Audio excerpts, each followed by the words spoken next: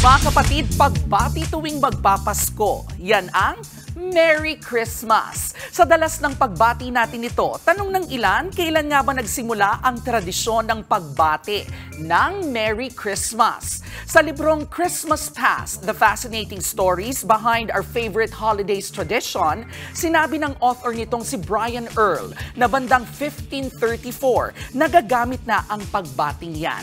Sinasabing dahil yan sa liham noon ni Bishop John Fisher sa chief minister noon ng Haring si Henry VIII na si Thomas Cromwell, kung saan nabanggit ang Merry Christmas. Nung mga panahon din yan, nauso rin ang kantang We Wish You a Merry Christmas. Mas sumikat pa ang phrase na yan dahil sa nobela ni Charles Dickens noong 1834 na A Christmas Carol.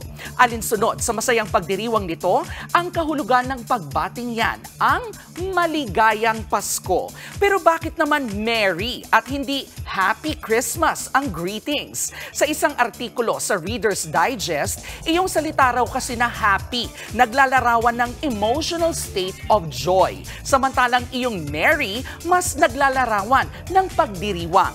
Bagamat masikat ang Merry, ginagamit pa rin naman iyong pagbating Happy Christmas, lalo na po sa Inglaterra.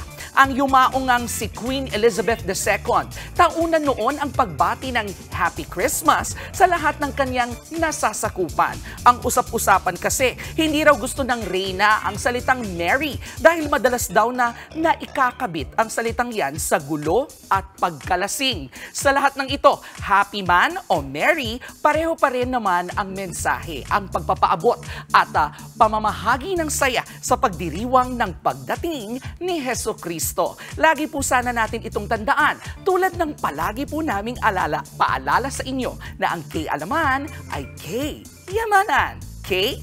Okay. Mga kapatid, ito po ang inyong K-alaman Queen, Kalad Karen. Always remember na ang K-alaman ay K-yamanan.